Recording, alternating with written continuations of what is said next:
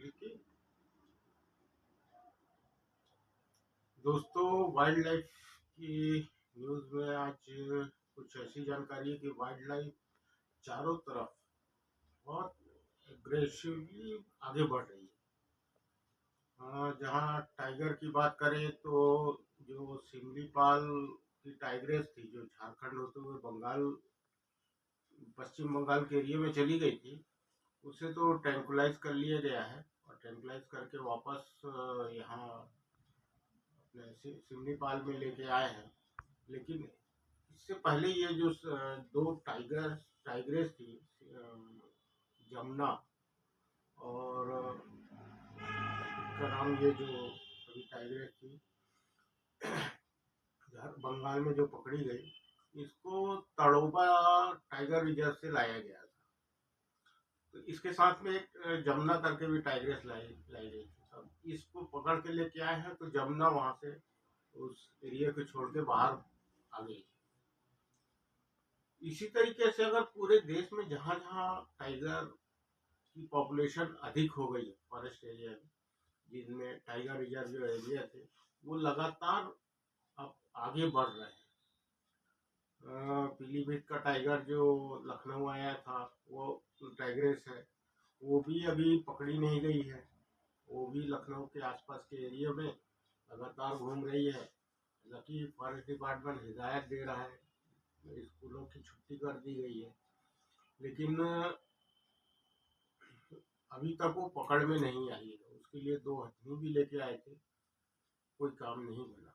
इसके अलावा पेंच tiger reserve के नज़दीक में ही पेंच और ये अपना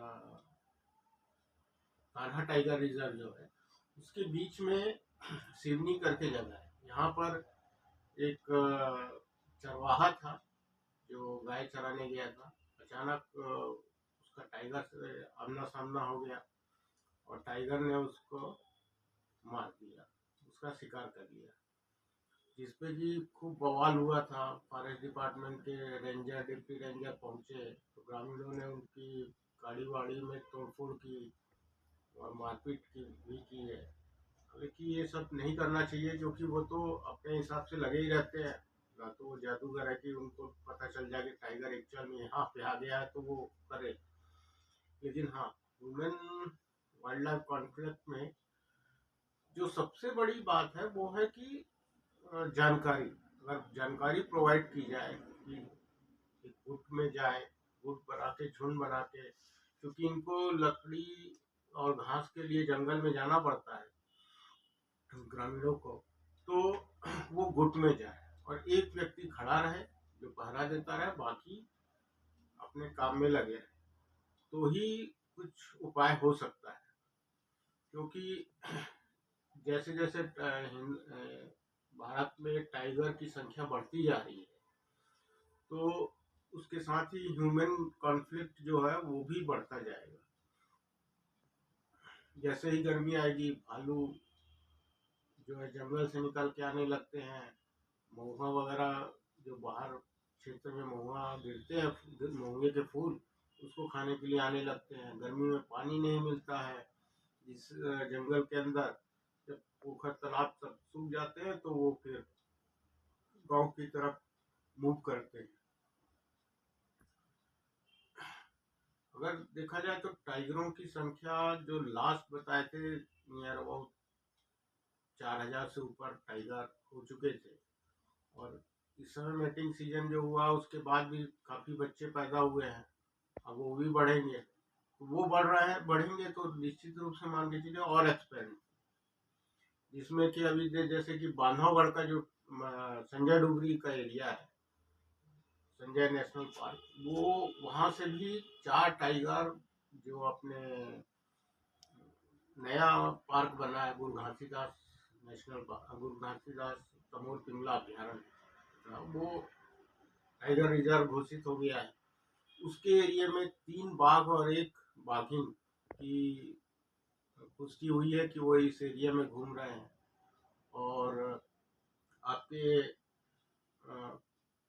कान्हा की बात की जाए, कान्हा से लगभग 6 टाइगर, जैसे मैंने पिछले ब्लॉग में बताया था कि वो जो अपना एरिया है और कवर मतलब कान्हा और अचानकमार टाइगर रिजर्व के बीच का जो कॉरिडोर है, पूरा फॉरेस्ट का कॉरिडोर है, इसमें लगभग 6 बाघ आ चुके हैं। इसमें से अभी जानकारी मिली कि एक बाघ जो है बेमेतरा के साजा क्षेत्र में देखा गया है।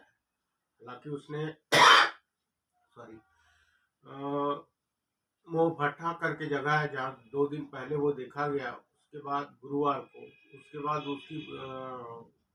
उसको जो है अपने साजा एक शहरी क्षेत्र है, मतलब छोटा गांव से थोड़ा बड़ा है, तो साजा में एक चरवाहा जो है बकरी चराने गया था, तो उसने उस टाइग्रेस को देखा। तो टाइगर को देख के बकरियां जैसी भागी तो वो भी भागा। तो ये वाइल्ड लाइफ में अब धीरे धीरे एक्सपेंड हो रहा है, टाइगर बाहर आ रहे हैं। तो जिन एरियो में या जिन जंगलों में टाइगर की संख्या कम है, उपाय तो यही है कि उनको पकड़ के टेम्पलाइज करके और उस क्षेत्र में छोड़ा जाए। लेकिन अभी कुछ बीच में चल रहा था कि हमारे पास छत्तीसगढ़ में टाइगर नहीं थे, तो बाहर से टाइगर मंगाए जा रहे थे, जिसमें एमपी गवर्नमेंट ने अप्रूवल भी दे दिया था। लेकिन जैसे ही अचानकमार टाइगर रिजर्व के डीएफओ साहब को पता चला कि हमारे क्षेत्र में जो वहाँ से 6 टाइगर आ गए हैं, तो उन्होंने उस फाइल पे साइन करने से ही साइन ही नहीं किया, क्योंकि ऑलरेडी टाइगर आ रहे हैं, तो फिर एक्स्ट्रा टाइगर मंगाने से वहाँ से एमपी से कोई मतलब नहीं था।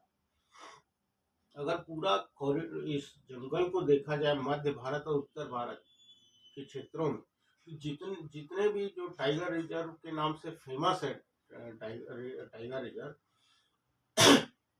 यहाँ पे बाघों की संख्या काफी बढ़ गई।